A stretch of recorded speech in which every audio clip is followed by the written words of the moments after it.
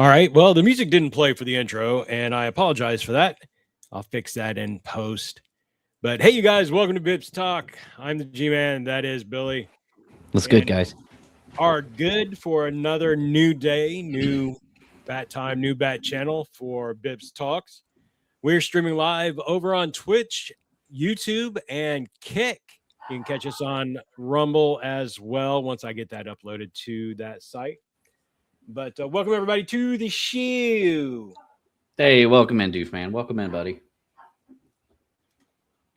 Welcome to the shit show. Uh-oh, it's not showing our chats on our. Oh yeah, that's one thing about this one, man. Hold on. Can you see it now? Not yet, but he hasn't said anything new. So He said hello. Oh, there we go. Yep, I wasn't over on comments. That's why.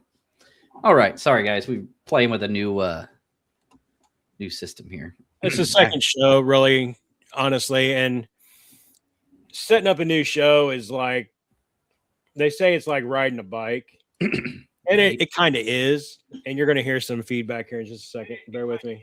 There you go, everybody. This is Zero.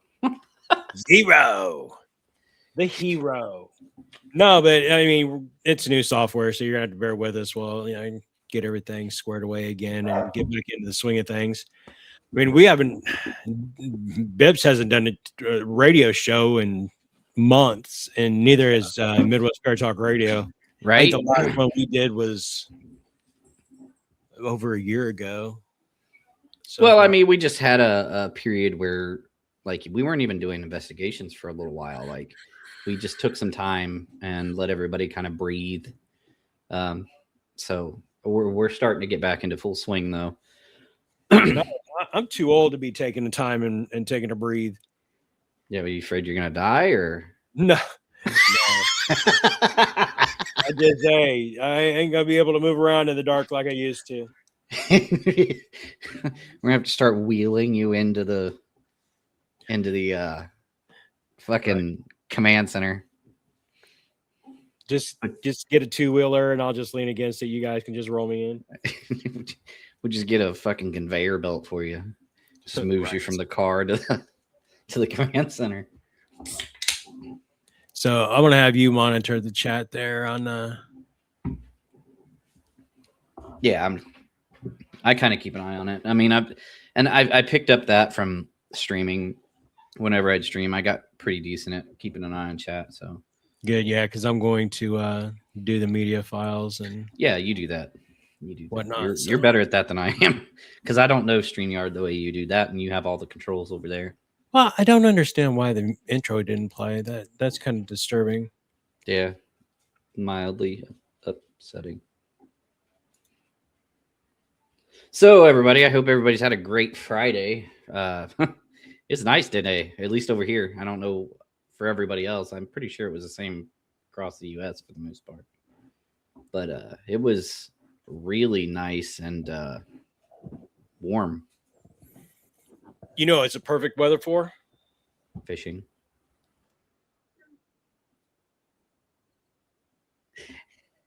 What? I forgot. I don't like nature. I like looking at it. Like I'm looking at gorillas, lions, and tigers and bears, and on this like side of the monitor. I feel like that was the answer you were looking for. Investigating. It is.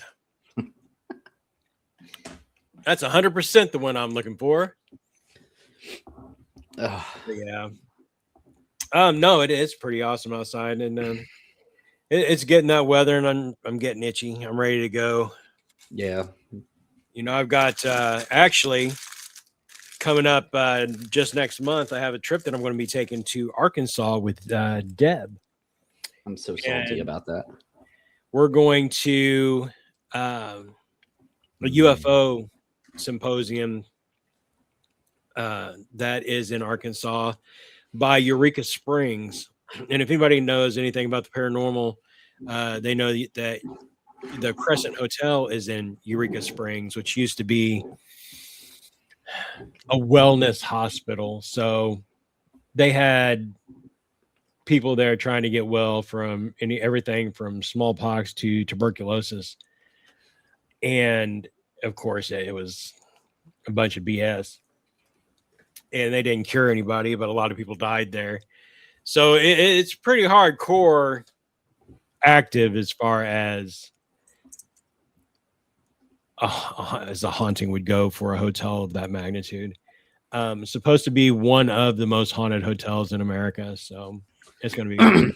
I feel like there's a lot of places that boast that kind of stuff.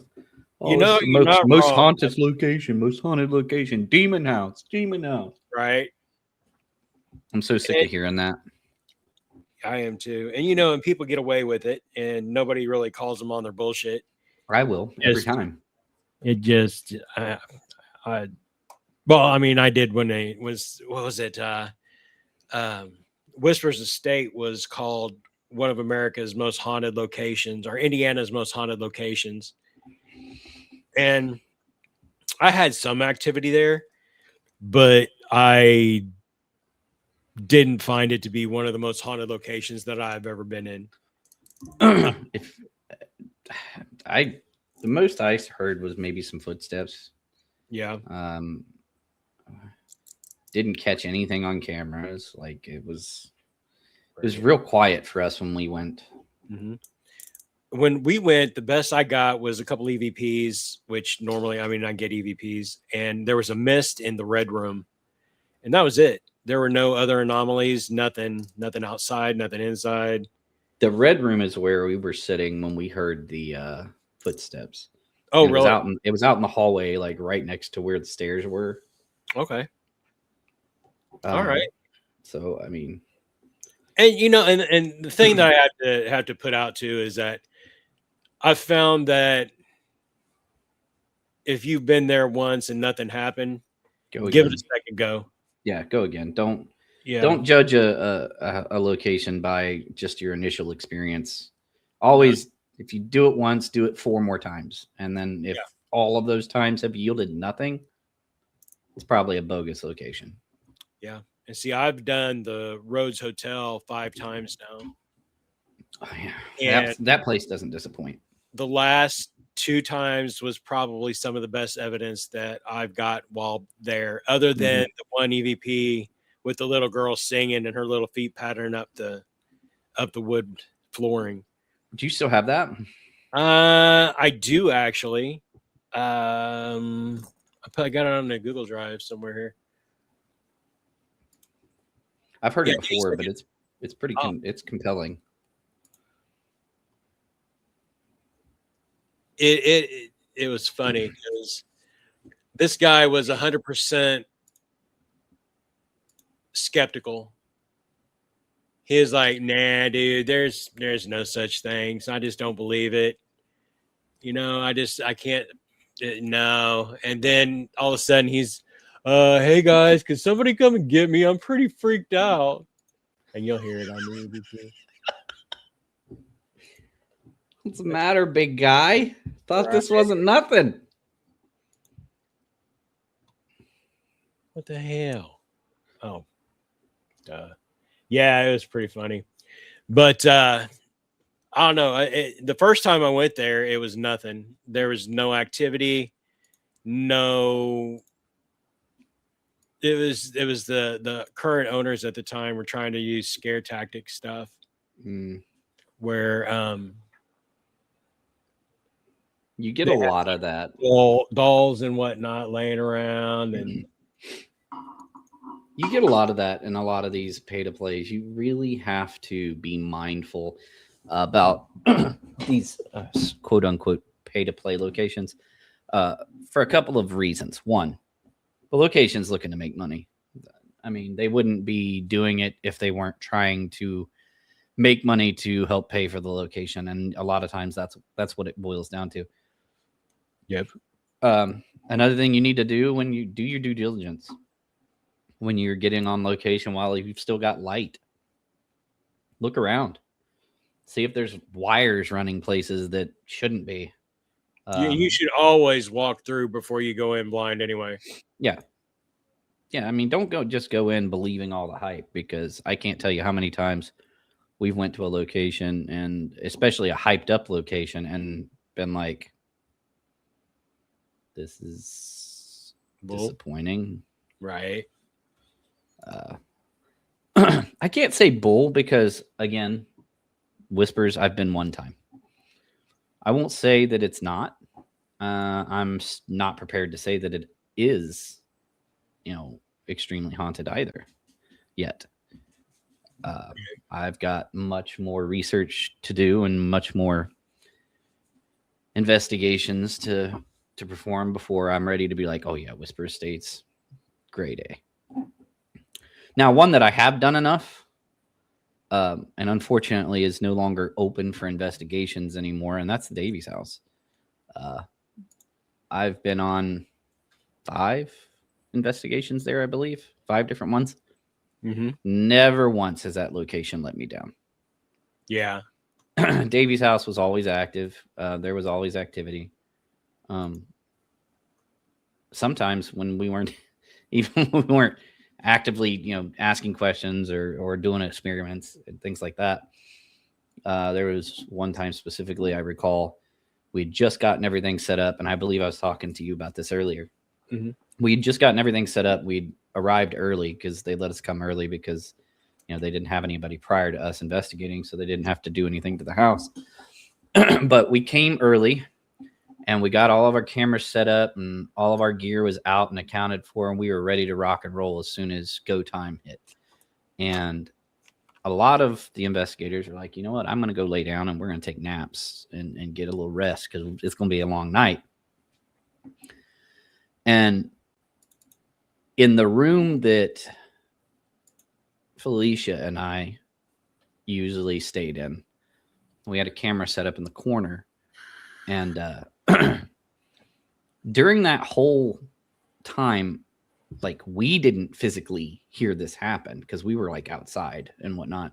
The ones of us that were outside. There were some of us that were sleeping. So none of us heard this happen. The only person that heard this happen, and I say person because my dog is a person, Right. was Zero. Zero was the only one that picked up on it. And we were out of frame. And I come back and I re-examine the video, and I'm watching it. And I hear this bang. It sounded like somebody took their hand and just slapped the wall right next to the camera. It shook the camera even. And I'm like, what the hell was that? And I rewinded it. And I listened to it again, and I listened to it and listened to it and listened to it. Like, I probably watched this section of video 100 times. Mm-hmm. Couldn't make heads or tails of it. Like, I'm looking at the cameras.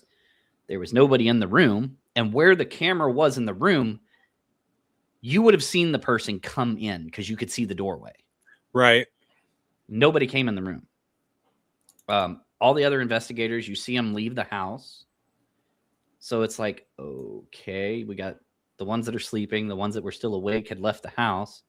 Nobody's in the room when this happens. So I was like, all right, let's watch it one more time. This time we're going to let it go further.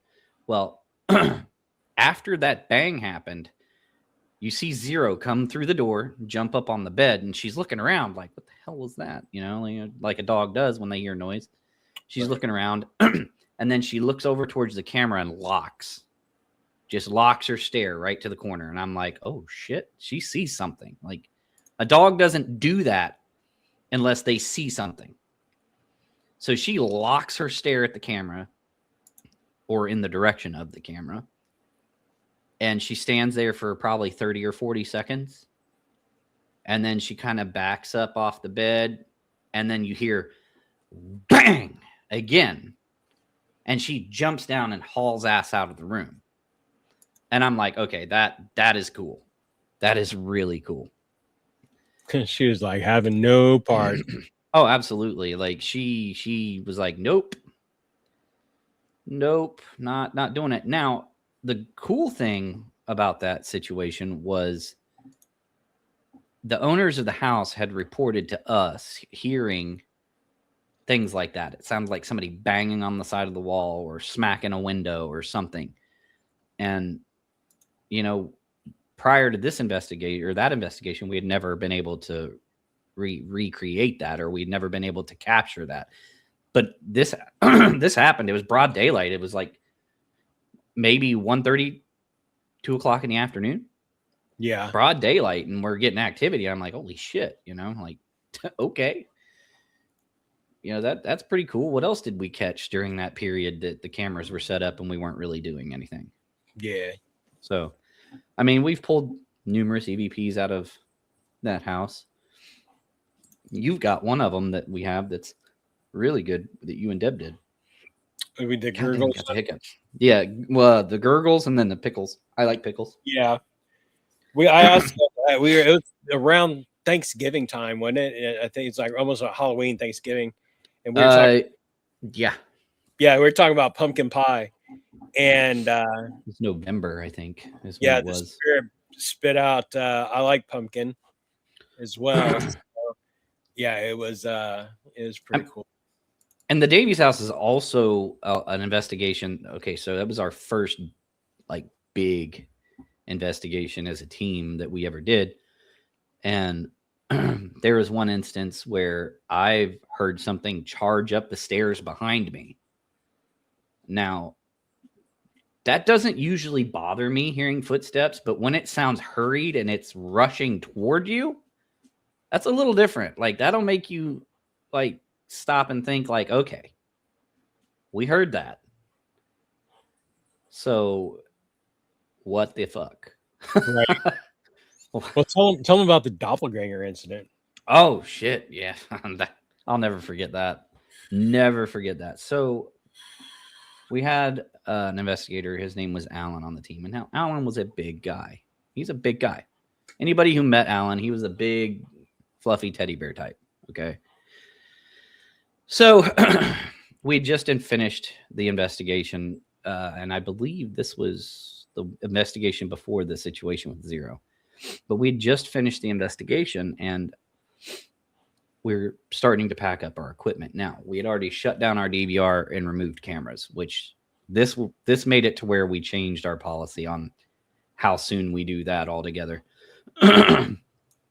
But I was in the room that was the in the command center, and I was putting all the equipment away, double checking everything that was put away. That was my job, being the founder. It was my job to double check everybody's equipment that was put up, and I was doing that, and I was having a conversation with Alan. He was standing off into the far corner of the room.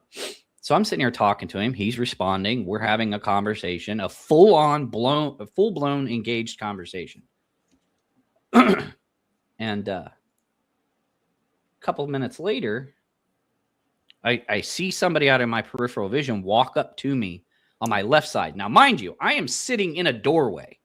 You're not getting past me. Okay. I'm like in the doorway. So nobody got past me. So Alan was in the room. The person that approached me to my left was outside of the doorway.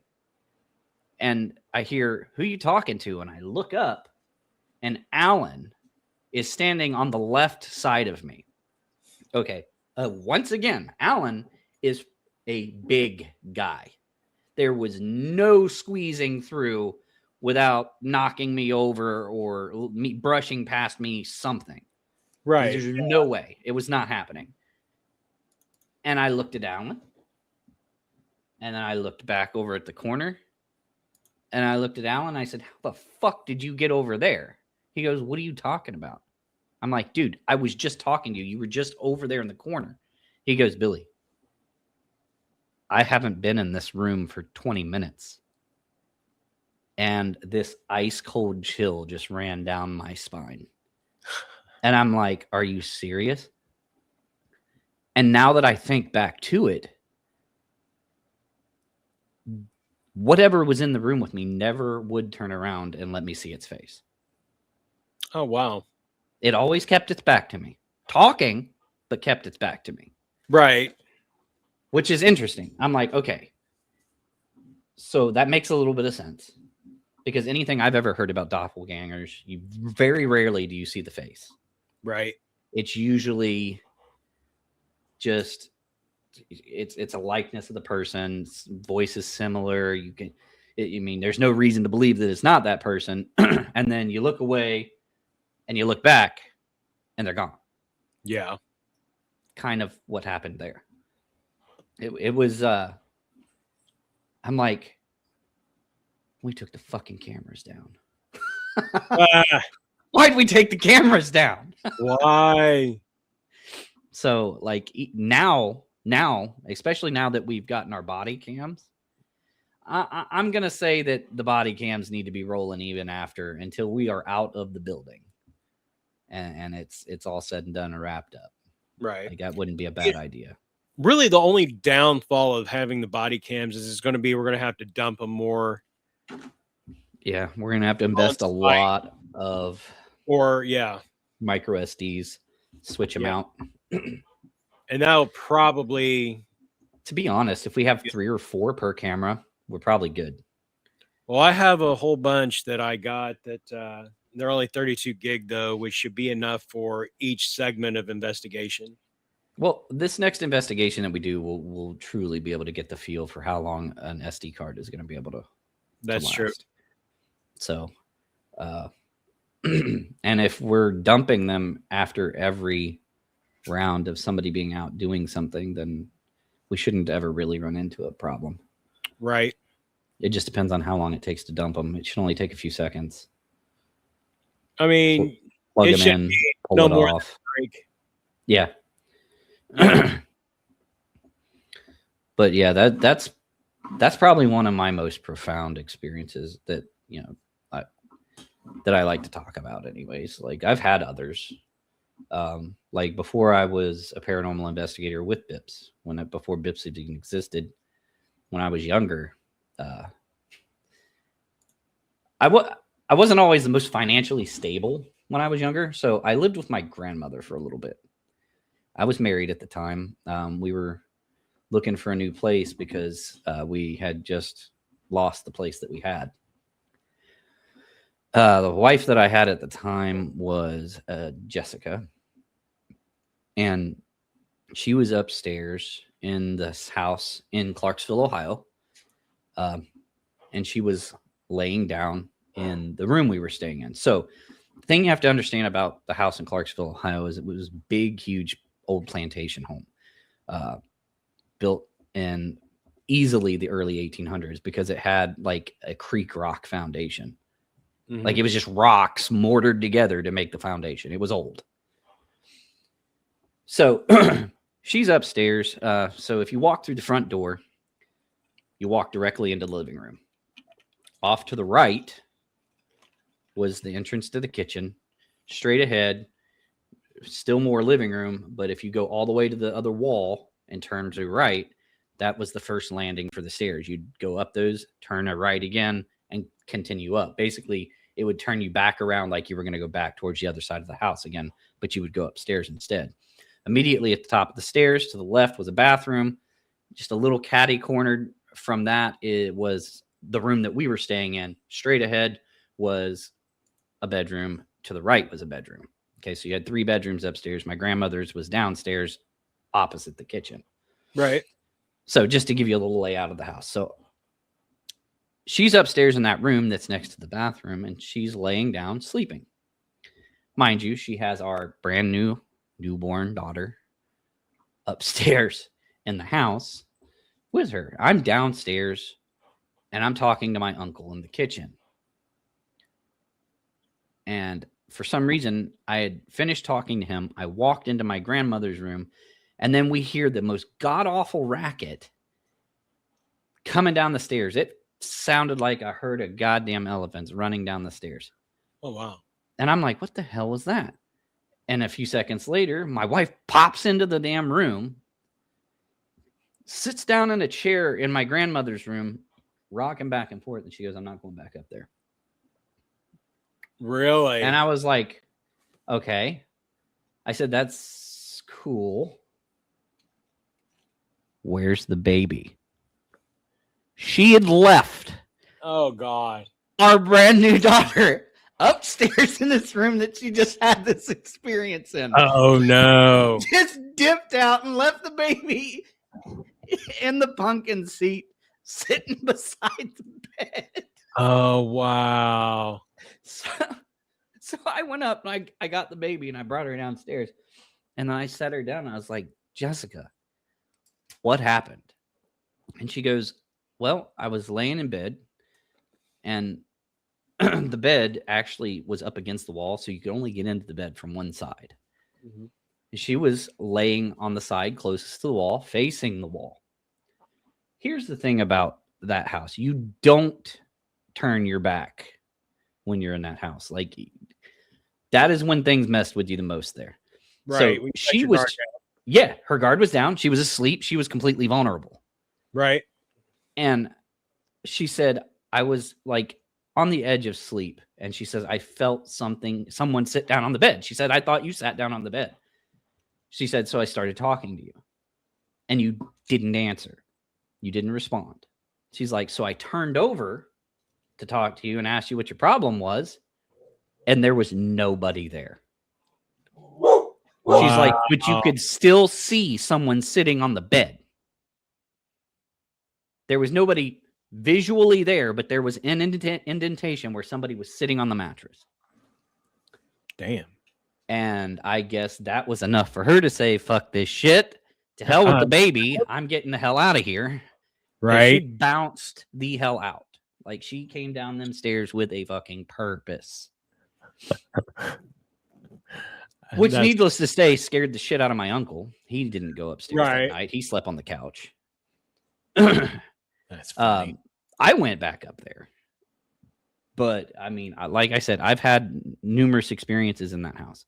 That lights would get turned on, and you would see a shadow cast. Like, somebody would turn on the stairs light, and it would cast a shadow down to the bottom of the stairs.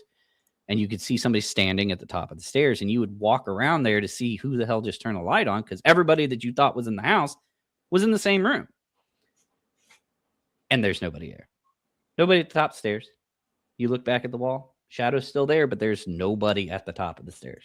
The lights are on, but nobody's home. Yeah, pretty much. Pretty much. My great grandfather, he passed away in that house from cancer. But before he died, like, he had an experience there. Mm-hmm. He was laying in the bed on the right side of the top of the stairs landing. There's a bedroom in the right room, and he was laying in that room. And one night he was laying there, and he said it felt like something grabbed his leg and was trying to tug him out of the bed. Oh wow! And my grandmother was like, Dad, why didn't you get up and leave? Like, what were you doing? He said, I wanted to see where it was going to take me. I was like, holy shit, Grandpa. Like, I was just curious to know where we were going. Well, and then we actually dug up an old story about that house that, true or not, I don't know. I think it's more folklore than anything, but maybe it's true. I've never been able to find any proof of this. Yeah. But the story on the house went that a farmer owned it. It was 50, 60, 70 years before my grandparents owned it, whatever have you.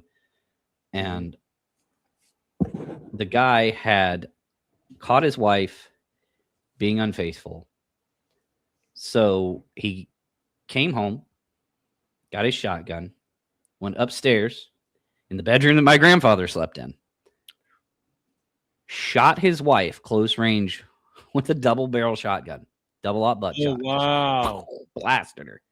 And then he drags her unalived corpse down the stairs, out the front door, 100 yards away from the house to where the well is on the property. Yeah. And he hung her body in the well. Damn, son. So that's what, and it wasn't just us, hearing that or making that up. It was people from the surrounding area telling us about this shit. And I'm like, okay, well, if so many people are saying it, there's gotta be some truth to it. So I did some digging to see if I could find any records of it. But I mean, you're talking the early 1900s, late 1800s. The odds of it having happened and being documented is slim. Like, it's a small town. They got Right. one stoplight and a gas station. Yeah. And I think that gas station shares a building with the fucking fire department or something stupid. Like, it's that small. Like, there's not a lot there. So it's that house crazy. I really enjoyed that place. I really enjoyed that place. There was, you know, That was sarcasm. But, you know, it's all good. Pit pit. I would love to get back in there now that I'm an investigator, though. That would be really interesting. Can you contact them? I don't know who owns it anymore. It's not my family. Oh, okay. If my mother still owned it, we'd have already been out there. Right. Well, you I can mean, go it's knock just on the over door in and the. be like, hey, how you doing? Used to live here. No, it's haunted. Would like to investigate. Okay. Okay. Last I heard, they tore it down. Oh, really? Yeah. Well, just because the dwelling is down doesn't mean. Yeah. That means they're going to build another new haunted house. Right. Yeah. Exactly. That's exactly what that is. That's like, it was Central State Hospital up on in Indianapolis on Washington Street, and it was a bad place, man. There's a lot of bad things that happened there. They tore it down and built condominiums on them. And That's a great idea. Yeah, this was right. They started building the condos, I guess, after we had moved down here. So, like the team that I used to be with, the founder of that is like, I'm just going to go over there and start handing out cards, leaving them indoors in mailboxes, and because I expect there'll be a lot of calls and a lot of business going that way. Right. Like, you're not wrong, dude.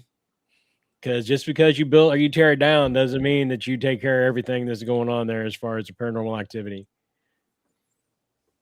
Without a doubt.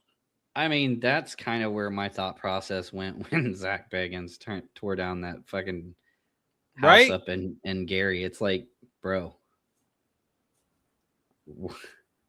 Look, I already got in trouble once for getting on Zach. Let's not get me down that rabbit hole again. Well, I mean, it's not necessarily getting on him. It's just like, dude, like, what did you think you were? I would love to ask him, like, what were you trying to accomplish? Like, why do you think tearing it down is going to stop whatever? Yeah, what was your thought process? That's all I'm trying to understand. Like, what was your thought process other than trying to keep people out of that specific house? The only way that you could really probably stop it is if you tore it down but still own the property. Exactly. Don't ever let the property go. But I mean, you're still not going to keep people from traipsing onto that property. Right. But you can keep them from building. Yeah. But I mean, come on. Somebody's going to have to go mow the yard, dude, unless you're going to asphalt the whole thing. Turn it into a parking lot, and then you got a haunted parking lot, cars turning on, driving off. Right. That's all you need. I mean, I don't understand the thought process for folks when they are like, "Oh, just tear it down, burn it down, do something." It's like, why? It doesn't fix anything. That's just like, oh, well, you know, the paranormal activity is pretty hot here. We're just going to move. I hate to be the one to tell you this, but I mean, there's a good 50-50 chance that whatever is there is going to follow you when you move. Especially if it's like centered around you, if it picked up and it's centered around you. Right. Moving's not going to help you. It does not go away. Nah, 50% of the time it does. Nope. But that's why you married me, so I can get rid of it. Okay. Even then, there's no guarantees. Will you shut up, man? Haven't you ever heard the term happy wife, happy life? Shut up. But I mean, and that's just part of it. I'm still looking for that EVP with that dude, man, because I want you to hear it. The listeners would probably really like to hear it because it's cool. Like I said, I've heard it. You hear that shit and you're like, wait a minute, play that again. Did that just happen? Well, I mean, the crazy thing is it sounds like little bare feet. Yes. On wood. Like that pitter patter. Yep. I saved it onto a Google Drive. I just don't know which Google Drive is. So I'll continue to look for it when we're not doing a show. We have a shit ton of stuff on our Google Drive. Yeah. I do want to play one thing that I did get. I have to find where I saved it again, but I want you to hear this. So I was with the team that was called PERT, Paranormal Underground Research Team. And we were doing an investigation in a house over in Franklin Township up in Indianapolis. It's on the far east side. Dang, somebody's pounding. And the place was kind of odd. It was kind of a weird location anyway. It was close to, there was a big airplane crash out that way years, like in the late 60s. And it's close to that area, and there's a lot of paranormal activity, and there's a little cemetery, little public cemetery, that old and decrepit, headstones from like 1812. Mm-hmm. Oh, that's ours. And we got these EVPs that really made me giggle. And I told you about when the EVPs of the ones where all the walkie-talkies were on the countertop. Yeah. And we were out doing our smoke breaks and whatever. And all the walkie-talkies are set to the same frequency, and only one keyed off with a little girl's voice. And that's the one I want to play for you guys tonight. So I'm looking for it right now. I just saw it, and I don't remember which drive I had it in. I have like 4 different Google Drives. It's embarrassing. As the show goes on, please know that we'll get more organized. And no, absolutely. It's been a little, I think a little bit out of sorts here the last couple of days. I think like the day before the show, if we have the time, we need to like sit down and just compile everything that we want to show. That way we've got it all in one place and you got to hunt for it. That'd be nice. I think that's a good idea. We'll do that. We'll get it all together. We'll get back into get the old man back into the swing of the production.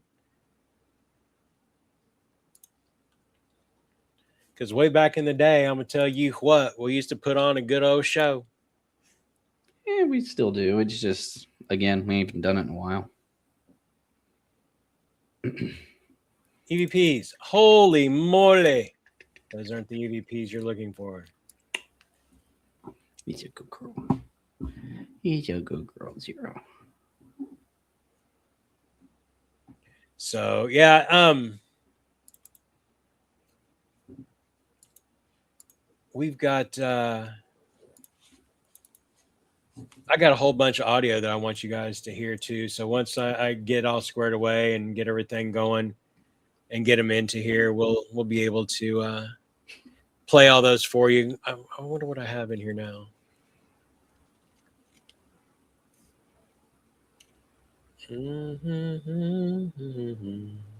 I have the whole most of the audio that we got from the Davies house ready to go. Do you want to go with the video?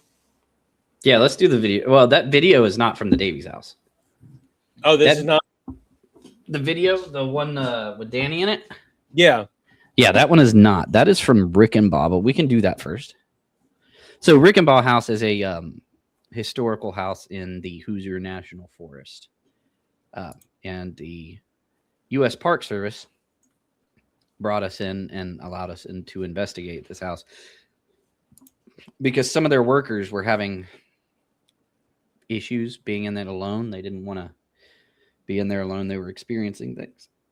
And this one's pretty compelling. So once he fires it up here and gets it pulled up, I will kind of narrate it a little bit. I may have you pause it at one point so that I can talk for a minute first and point some things out, and then we'll roll it. Okay, so what you see here is the person on the right is Danny.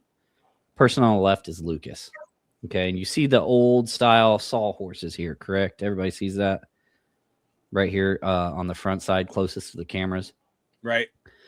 So on that first sawhorse closest to us, you're going to see like this little white box towards the, I would say, the end closest to the camera as well. That is a light motion sensor. It is a motion activated light. All right, and where that's positioned, this camera is damn near up against a wall. There's nowhere for anything to get behind the camera. Like, it's just that motion sensor in the camera. Every part of the basement else you can see there. So we're going to have Greg go ahead and play this. There is no sound to this, just so everyone knows. Yes, this is a silent video. This is our first DVR system. Okay, so you see Danny looking around. They're doing their thing, asking questions. One of them's got an EVP meter or EMF meter in his hand. And then if you watch this light sensor, boom, it just turned on. So it's rolling again. Watch that really close, right toward the end. It's real quick. Right there. There, bam. Now, on the longer version of that video, before we clipped it down so that we could post it, as soon as that light turns on, Danny looks in the direction of the light. Like, the fuck? But that is probably one of our first crazy videos that we got, because I think that's crazy. Like, right. They're down there. You can clearly see that they're not responding to anything moving in there. So whatever did that, they couldn't hear it, and you damn sure couldn't see it because it was pitch dark down there. I mean, you're talking same one where they got freaked out. Yeah, it freaked them out. They came upstairs after. Oh, did they? Okay. Oh yeah. That's part of the reason I clipped it down, because their exit was less than professional. I gotcha. Gotcha. What is supposed to set one of those off? Okay, so things that can set those off are just motion in general. So something moving. It's not just going to go off like if it's windy or something like that. It has to be something substantial, something solid. Moving sets that off because it's breaking that. I want to say, what would you call it? An IR field, basically. Yeah. Well, a light plane. A motion plane. Yeah. So here's the thing. That's sitting on a sawhorse, and it's sitting pretty far back. So it definitely isn't anything on the ground there. So we didn't see any evidence of rodents.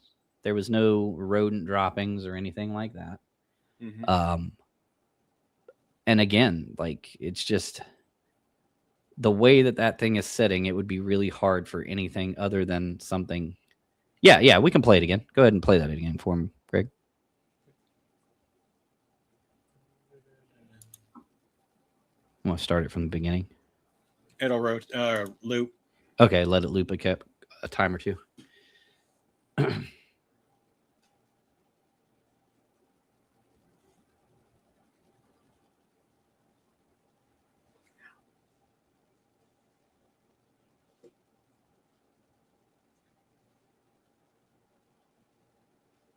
And it looks like to me that the motion detector is facing away from them.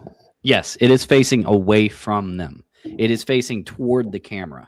Therefore, their movement isn't setting it off. Right. So if you take your mouse, Greg, and put it like at the bottom near the center of that, that's about where the motion sensor is. Would be right about where Greg's mouse was. Yeah, right toward the bottom end of that, right toward the center. So that is facing away from them. Therefore, it's not picking up. And we did that on purpose for that reason. Right. We knew that people were going to be sitting there. We knew where we were going to be in the room. So we prepared it so that our movement and our interaction was not going to manipulate the motion sensor. Right.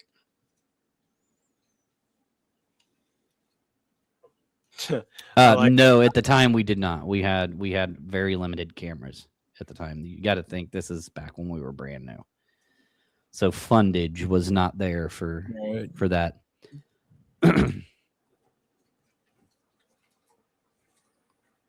I think it's funny. Yeah, we had to edit it because of their exit that wasn't so professional.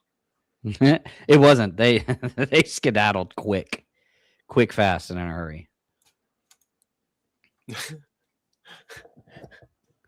Like, oh, pew! And that's not the only time we've had motion sensor stuff there at that house. Mhm. I set one up on the stairs in that house, like going upstairs, Yeah. and it was going off and on all night. It would go off, and then a few minutes would go by because it takes 30 seconds for it to shut itself back off.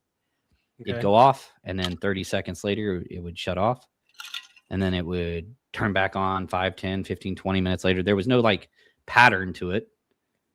We even tried switching out the sensors, thinking, hey, maybe this one's faulty. It's faulty. Yeah. All night long, same problem, 4 different sensors, and same results.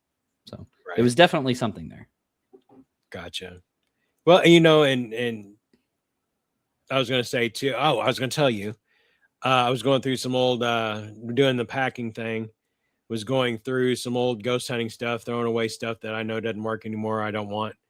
Did come across a trail cam, motion sensor trail cam. That would be cool to play with. So we'll have it for our next investigation as well. Nice. Yeah. That things like that are nice because it takes a still frame photo when it is triggered. Yep. And because we have things that are messing with the motion sensors on those lights, the same logic applies. Why wouldn't it work with a trail cam? Exactly. So then you get a snapshot that is just taken as soon as it detects movement in the room. And now we can kind of pair that with the motion sensor light. So the light goes off, trail cam picks up the same motion. You get a picture at the same time. So now you see the light is on. You get a picture of the area of what could possibly be causing that movement. So if it is one of our investigators that set it off, that'll take a picture of it and we'll see that. Yeah, we'll see that. So that would be a good pair up right there, I feel like. Agreed. You have 2 motion sensor objects that can cooperate with one another. I mean, that's not the only cool new toys that we got coming in. We got that what was it called? It's a REM pod, but it's like a triangle. It's more than a REM pod. It's a yes no question thermometer. So it does the thermometer part of the REM pod. Yeah.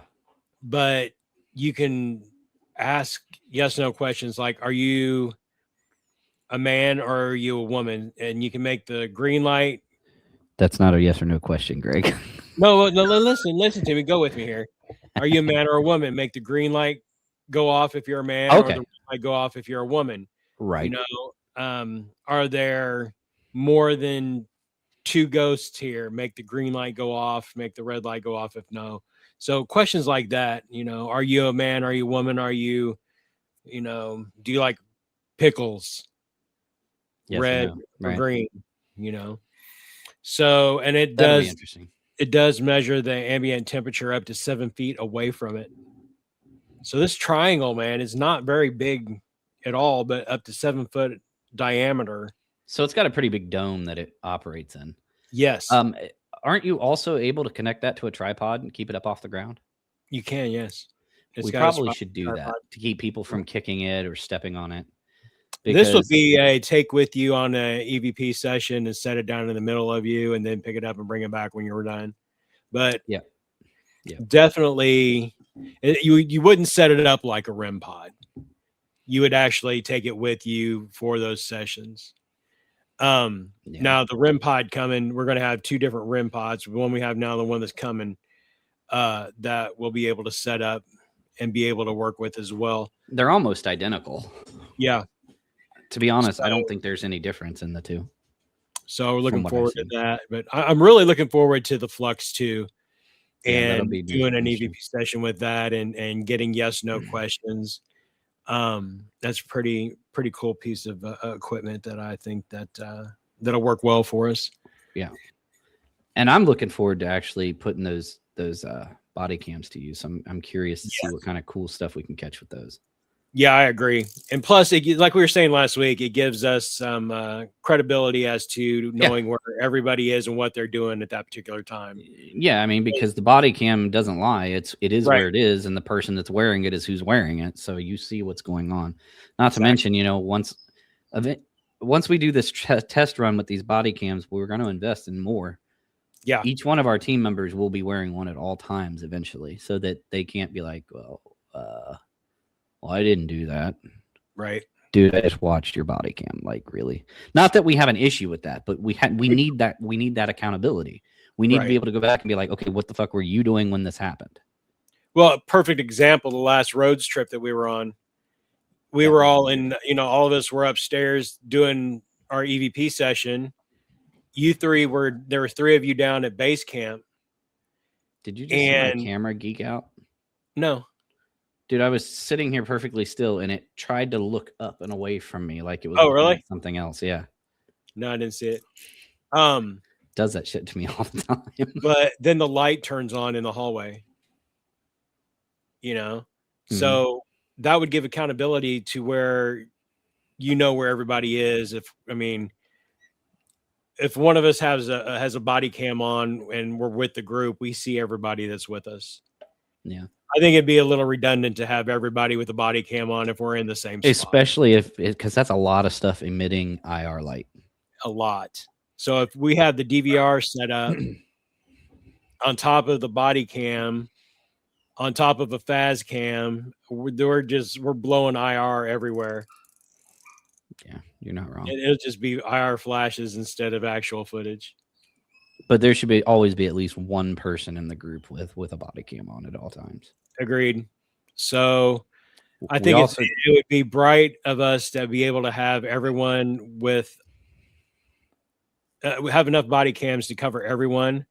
But if we're still going out in 2x2s, then only have one person with the body cam on, because you're going to get that second person in that body cam. So another thing that would be good for accountability is, I think we need to, once we get the new DVR that we're planning on getting, we probably ought to have a camera at base station, just showing what's going on at base station, so that, you know, again, accountability. Well, how do we know where such and such was? Well, they were right there on camera at base station, like, because that's where most of our people stay during investigations. Like, if you're not out investigating, the rule is you stay the fuck at base station with everybody else. And that's just so you don't contaminate. You're not contaminating. It takes away the temptation of trying to scare the other investigators, because I like fun. We frown on that a little bit. Now, unless you ask 4 of our members, I mean, it happens. Zero, stop. She disagrees, apparently. Right. I mean, there's only so much stuff that you can take when nothing is going on and you're just walking around in the dark with flashlights and cameras. There's no evidence, and nothing happening. It's been dry for you have homeowners hours that have an Alexa that are telling it to turn lights on in the house. Right. Yeah. Scaring the shit out of certain other individuals. Yeah. And them getting a little perturbed. Yeah. I mean, if that would have happened to me, I'd have been like, oh, I thought it was real. I wouldn't have been upset about it. I wouldn't have been upset, but I would have been sad that it wasn't real. Like, because that would have been cool. Yeah, that'd have been decent, but I mean, okay. You got me. Be prepared to get back, but I'll get you back. You don't know when or where, but you said you had some EVPs that you wanted to show too, yeah? Yeah, we have a couple EVPs we can go through real quick. So now's the time that if you guys have headphones, I would recommend putting them on. That way you can hear it better when he plays it. We'll try to be as quiet as we can while it's playing. I'm actually going to mute my... I will probably do the same, because I have apparently got dogs in the background barking. So I'm going to mute now. All right, I'm going to lead this one off. This one's called Whistle. So you'll know what to expect or what to hear. So here we go.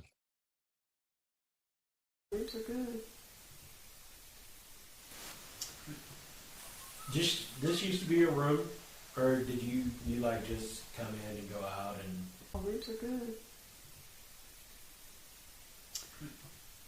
Just this used to be a room, or did you like just come? All right, so that was the whistle, and I believe that was Rhodes. Yeah, you could hear it, dude. It was like, Yeah, I can't whistle. So that right there tells you it wasn't this guy. This guy can't fucking whistle. I can't whistle either. So, but the dogs will go woof woof. Let's see. Here we go. We'll set this one up. This one says frick. So, and what I'll do is I'll let it play through, and then I'll let it play through a second time, and then I'll stop, and then we'll talk about it. Do you still have it set plugged in the hallway? Mm-hmm. I may need to unplug it while we're on break to plug in that Tesla coil to start pumping EM up there. Because you guys will be getting to go up there next.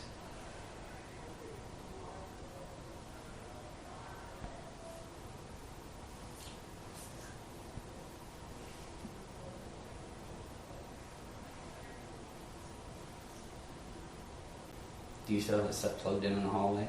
Mm-hmm. I may need to unplug it while we're on break to plug in that Tesla coil to start pumping EM up there. Because you guys will be getting to go up there next.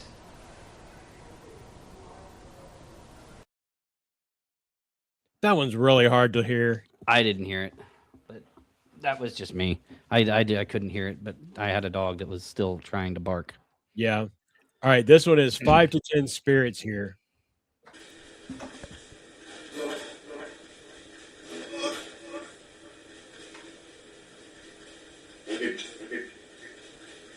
What did that say?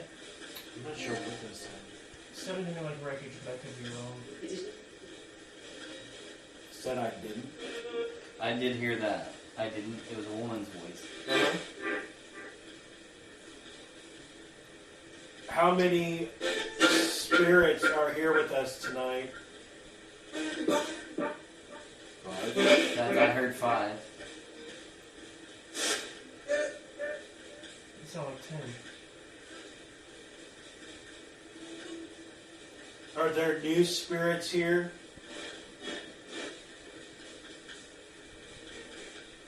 Was that a yes? I didn't hear it. Whoa.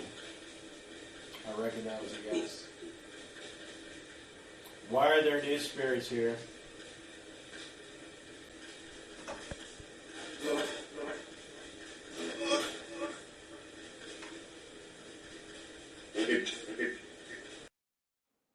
Okay, I do have to say that there is quite a few EVPs or responses in that. Yeah, that was a pretty active response session. Right now we're listening to what's called a spirit portal. There, Doofman. It's a recording that we made of some responses we were getting. We'll play it again real quick so you can hear it. But the main thing to listen to is when we ask how many spirits are in the room. We get 2 separate responses. What did that say? I'm not sure what that said. Something like wreckage, but I could be wrong. Said I didn't. I did hear that. I didn't. It was a woman's voice. How many spirits are here with us tonight? 5. I heard 5. It sounded like 10. Are there new spirits here?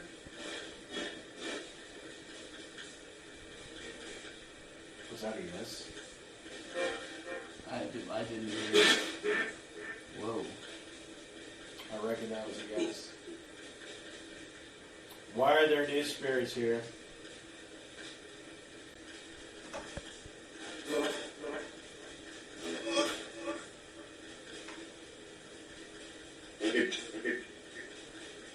What did that say? I'm not sure what that said. Something like wreckage, but I could be wrong. Said I didn't. I did hear that. I didn't. It was a woman's voice. How many spirits are here with us tonight. I heard 5. So yeah, there, like I said, there are multiple EVP responses through the spirit box on that particular one. I have one here that's called Footsteps in the Hallway. So I want to play that too. I think this might be the pitter patter. So we'll go with this.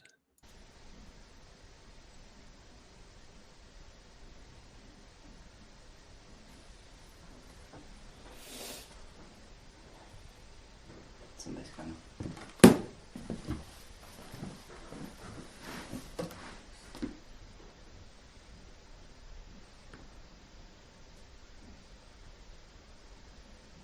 me a light.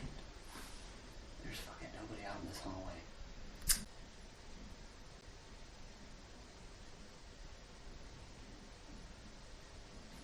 I gotta stop for a second. Stop. Pause that. All right. I remember exactly what that was. Yeah. That was horrifying, by the way. You hear it. You hear it clearly, and then you hear that pop. Right. No clue what that was. Mm-hmm. But you hear me. Like, there's nobody out in this hallway. Like, and there wasn't. We even opened the door. Right. Let's play it again.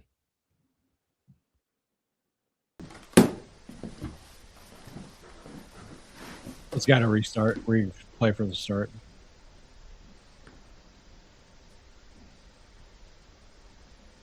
Give me a light. There's fucking nobody out in this hallway.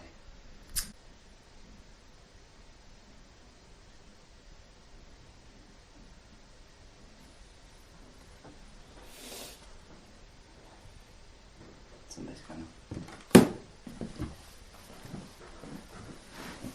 Nobody's coming. We thought there was. You can clearly hear me say somebody's coming. And you can hear the footsteps. You hear the footsteps, so you would understand why I would say something like that. Yep, nobody's coming. And then I said, give me a light, and I shined it out there. There's nobody in that fucking hallway. Nobody. Here's another one that says footsteps. I don't know which this one is either. Let's check it out. I hear footsteps.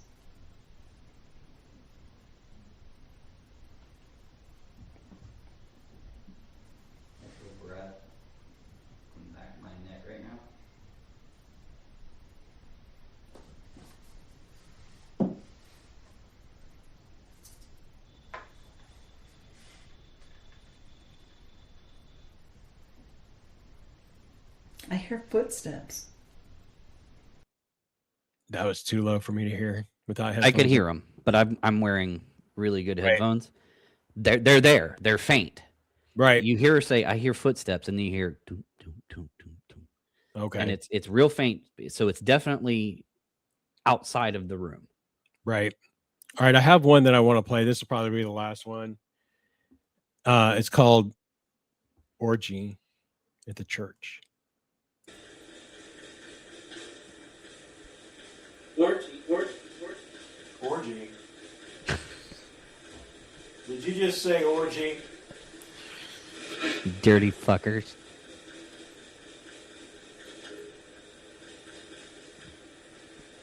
Is that why you're here?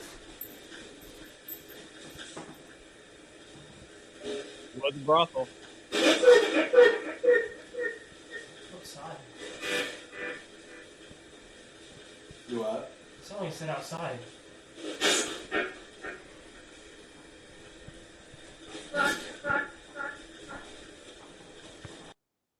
And for those of you who don't know, the church is outside.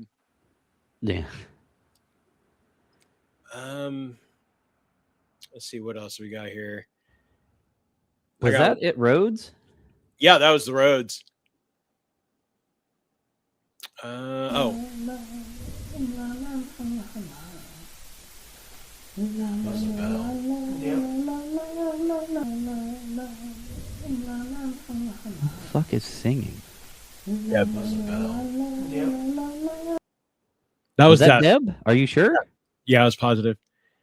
She was singing, but when she started singing, the intake bell on the desk that they had set up, like at the front. Yeah. was ringing. That thing does that a lot. Yeah. Yeah. Let's do that again because I didn't hear the bell. All right, here we go. That's a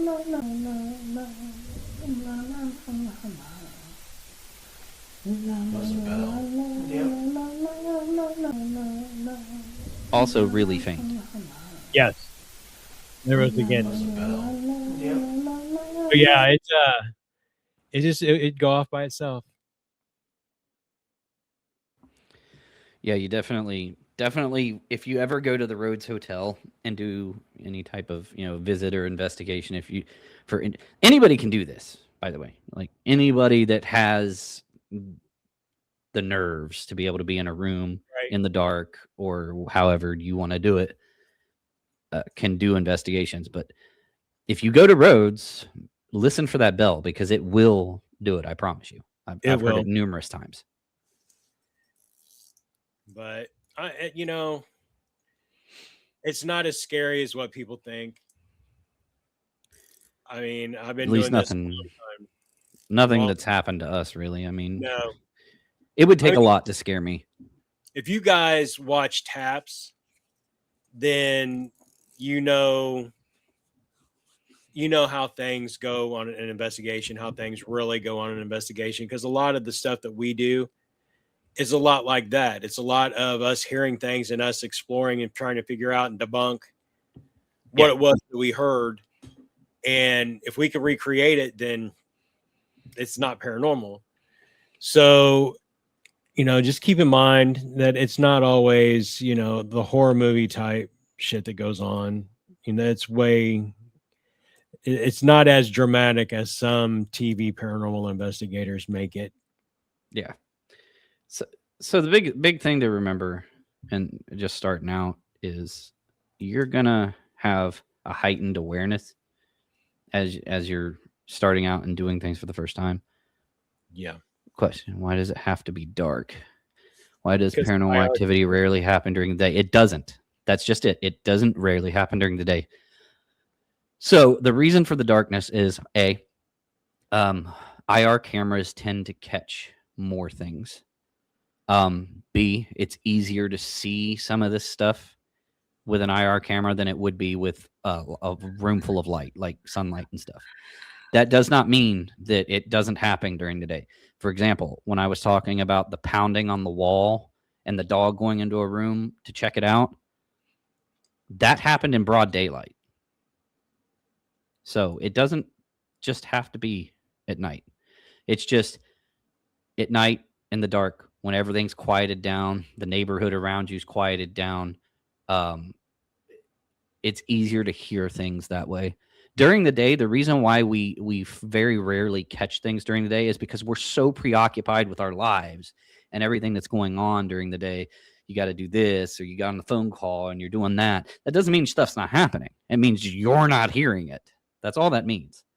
I promise you that if that bellhop bell is being done at night, it's doing it in the daytime too. Yep. Problem is, most investigators like to do it at night because, on top of the fact that it's quieter and there's less light pollution and stuff like that, it adds to the scare factor for some of them. But a truly haunted building, it's not going to matter. It's not. You can go to Walmart right now and do an investigation and find something. Yeah. I mean, or at noon or 8 o'clock in the morning or 3 o'clock in the afternoon. Yeah, absolutely. So like I was saying, just anybody can do this. It's just a matter of, Doing it. Get a recorder, get a voice recorder, get a small handheld camera. That's what I started with. I had an EMF meter, which was a K2. I had a digital voice recorder, and I had a little off-brand camera I got off of. Oh, hey, hold on. Do you think that what you're calling paranormal is coming from another dimension? I believe what people call ghosts are people who have passed and are in the second dimension. That's very possible. That's a very good possibility, Andrew. So, in my opinion, I don't rule anything out because we know so little about the paranormal, and that's why it's paranormal. But we know so little about it that that's a very good possibility. Maybe they've just crossed over into another dimension or life, as like some people call it. I've also heard people say that maybe, that's just an echo of the past or even an echo of the future, like also dimensional. So it's very possible. That's a very good question. A lot of it depends on the type of activity, because like you said, if you have a residual, that is just an old movie replaying itself on a time loop. Yeah. Your intelligent haunts very well could be dimensional, because I mean, I have had people that I've investigated with that have gotten EVPs. Like I think it said like something to the fact that I can hear them now, and then you can hear a little boy go, "Can I listen too?" when we're trying to do an EVP session. So does that mean that when this physical body passes, that we transition into a different dimension? That go you I mean, that's a whole philosophical discussion that we can have, but just not tonight. Shoot, we could do a whole episode on that. Yeah, we could do the entire episode on that. That is absolutely a fantastic question, though, Andrew. It is. And I do think that it is dimensional in some regards. I do think that once a body passes and refuses to transition to the next level of existence, let's say, is how we get intelligent haunts here on Earth in this dimension. But like I said, that's a whole conversation for a whole nother show, because we could talk hours on this. Oh, jeez, I could keep a show going. You and I, we're bad about that. We will lock into something and we will just debate. Right. And, I mean, that's what I love about this field. Like, and there's nothing wrong with a healthy, question that actually challenges maybe what we're saying.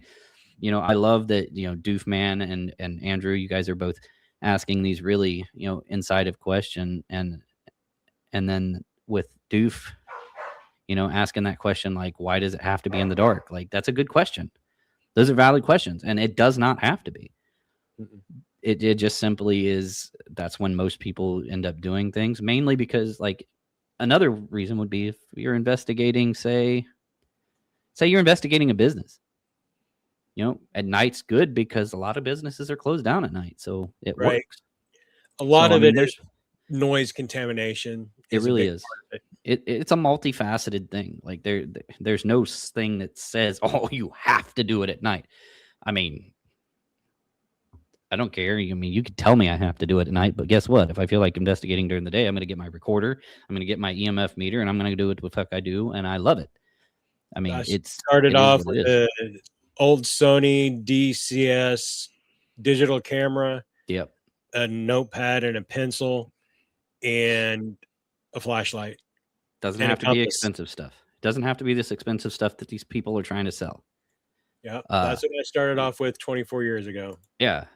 I mean, you can get just as much evidence, and sometimes you can get better evidence than these people that are buying these $1,000 pieces of equipment. Is it neat to have a barrage of equipment? Yeah, it's neat. Well, it's not necessary. It makes it easier. It doesn't necessarily. I mean, and it's neat too, because having some of the gadgets or that's some cool shit. Cat balls, this thing are like $1 a piece. Yeah, I mean, you don't have to have it to do a good. To do a good investigation, like I said, get a digital camera. It doesn't even have to have IR on it; just a digital camera, and just start taking pictures. Get you a cheap voice recorder for like $10 at Walmart or at the CVS or wherever. Get you a notepad, a pencil or a pen, and a flashlight, and you can do a full-on investigation. Don't go by yourself, because you're walking around in the dark by yourself. If you get hurt, there's no one that'll know. Yeah, we're not saying don't go by yourself because the ghost might get you. That's not what we're saying at all. I mean, while that could be, yeah, if it does, do me a favor, get it on camera before you disappear, because I want to see that shit. Right. Like when we find the camera after you're gone, like I promise you, we'll Wanna make good see use of the video. feels of something pulling your leg through the wall, or that would be all right. So, I'm just saying.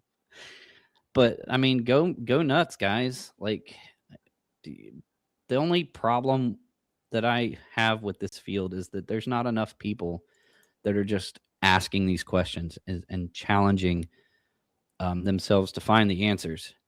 There's so many people out there that are just so willing to accept the fact that, oh, I saw an orb on my security camera. That's dust or a bug.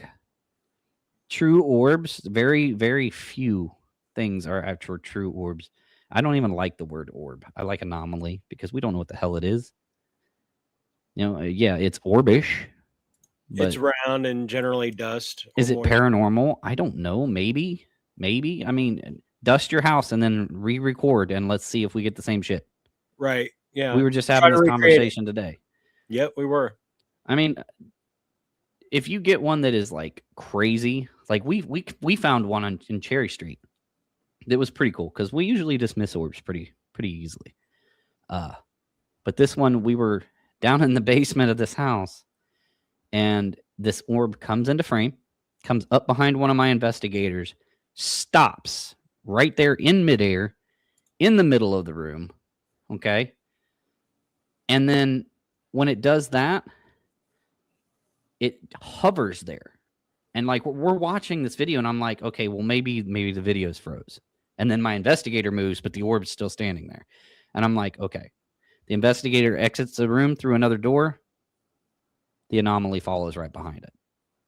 That is hard to be like, okay, that was dust. No, it wasn't. Dust doesn't stop. Bugs don't stop. So we're like, okay, all right. We'll take that one.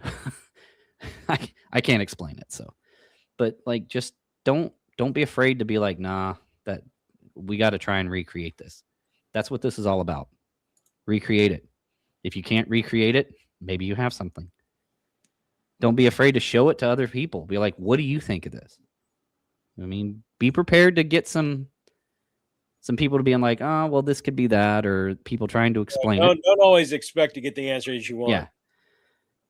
Because I'll never agree just to make you happy. I'll tell you what I think it is and the possibilities of what it could be and what it can't be. And then you can take with what you want. But I can't tell you that it's not good evidence or bad evidence because I wasn't there with you when you got the evidence. So I can't tell you one way or the other. You want to throw Doof's comment up there? Yeah. Yeah, Doof. Huh? Double click on it. You should be able to. Nope, it's not letting me do anything. I gotta reset your permissions then. No, you're good. But you got a very good point there, Doof. When you first start, yes. I'm not gonna lie to you. When you first start that first investigation, you get in there, lights out, you got the cameras rolling, you're breathing like this, like all you hear in your EVP recorder is you breathing half the time because it's your first time. You're hypersensitive to it. But the more you do this, the more you're going to calm down. The more you're going to be like, it's just dark. And then the first time something pretty significant happens, yeah, your heart's going to thunder back up again. But here's what my challenge is to anybody that does this, and it's your first time and you get your first big event. Take a quick second, compose yourself, take a deep breath, and then go toward the noise. Take your camera, go toward the noise. A good investigator always goes in the direction of what is being heard. Because you're not going to get proof if you just stand there and you're like, oh, there's something out there. Yeah, there's no dude run. Dude, run. What? The fuck just came out your mouth just now? Go sit in timeout. You got your damn mind. Come on. It's not that big of a deal, dude. I mean, if you have it in your mind that you want to do paranormal investigation, you're going to do it. Yep. You're going to get investigations where it's dead bone dried, nothing happens. You're going to have investigations where you have a little activity. You're going to have investigations where you have a lot of activity. Yeah. It's never been I'm scared of a location. I've never had that feeling. I've never had any questions into what I was doing and why I was doing it. There's been a couple times where it startled me because I wasn't expecting it.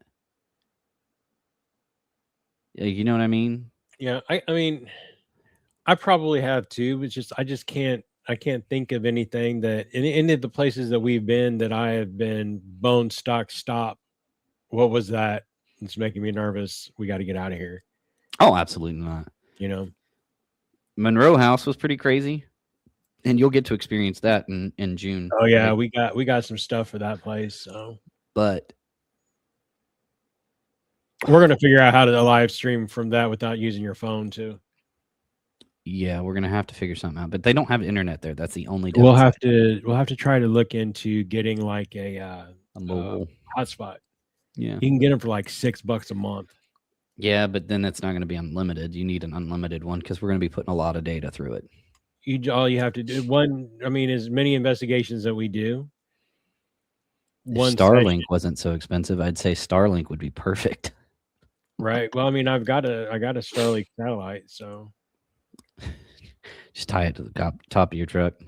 Right. Well, you can set it on the front porch. It's pointed in the right area if it transfers like that. But you have to get the mobile plan, and even to get the mobile plan, it's like $500 a month, or $500 to start, and like $135 a month. Yeah, it's ridiculous. It is. Or you can go for $6.99 for 50 gigabyte of data or whatever, how big a data it is to stream. So you can get probably 3 or 4 investigations out of that data plan. Yeah. And just so you guys know, our show, we were initially going to do this on Saturday evenings, but we have families and stuff, so we're like, no, why don't we push it to Friday, and we'll do our shows on Friday. So expect us to be around on Friday evenings, and we'll have something new for you. I mean, we'll have evidence and stuff that we'll go over. If we run out of that kind of stuff, we'll pull up some videos on what not to do, or funny ones that we're like, okay, this was comical. Yeah, we will start keeping an eye out throughout the week, and don't be afraid, guys. Don't be afraid to send us stuff if you want us to see it. Like we'll play it on the show. We're not afraid to. There's an email that you can send the stuff to. It's BIPS Talks at bipspara.com. Yep. So we can throw that up on the screen too, probably, so you guys have it for a second. Actually, I can just type it in, I think, and it'll pop it up. So give me 1 second here. Oh my god. But yeah, for sure. If you guys have any comments, questions, or concerns, you can go to that BIPS Talks at bipspara.com. It's being stupid right now. I can't do it. Yeah, BIPS Talks at bipspara.com. BIPS Talks at bipspara.com. And we can definitely, look at it. And then we'll also we'll critique it for you. I mean, we don't mind. For sure. Just don't get your feelings hurt. Like if we don't tell you something you want to hear, just understand we're not here. We're not people pleasers. We're going to tell you what we really think. We're not going to be rude about it, but we're going to be like, look, this is what we think it is. Obviously, our opinions are going to be limited because we weren't there. So we're taking what you're giving us and we're doing the best with it that we can. Faux show. But it's been fun, guys. Hell, I had a good time tonight. It's a smashing good time. Clippers. I don't know. So I think we're good. I think we're good for today. I appreciate everybody coming out to this episode of BIPS Talks here on this first Friday episode. I'm going to turn it back over to Greg, and he's going to do the outro, guys. Have a good day. Bonuses. All right, you guys. Thanks for hanging out with us tonight. Remember, you can come back next Friday night, 6 p.m. here Central Time, 7 Eastern, and check us out for some ghostly shenanigans. We'll talk this. We'll talk that. If you guys have questions, comments, concerns, send it over to BIPS Talks at bipspara.com, and we will address those. If you have show ideas, please do that. I've also reached out to a couple of people that I know that are in the industry that should be getting back to me, and we'll have a couple guests on here and there for your listening and watching and viewing pleasure. Yeah. So that being said, we're going to jump out of this studio, let the outro roll, and we'll see you guys next week. Peace out, guys. Deuces.